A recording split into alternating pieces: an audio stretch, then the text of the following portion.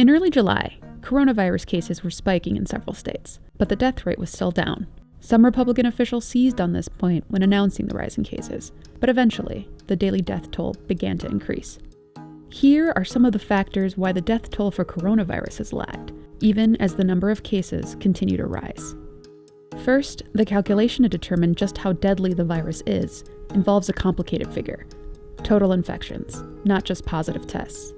While testing has gone up dramatically in the US, researchers are still trying to account for the virus's total spread and overall reach. Many experts believe the infection rate is higher than the testing numbers suggest, and deaths often lag behind infections by 3 to 4 weeks. Next, experts say that infections appear to be spreading fastest among younger people as they start socializing again. This population is less likely to become seriously ill or die, so there may be fewer hospitalizations and fatalities initially. Also, each state has its own method of reporting and distilling coronavirus numbers.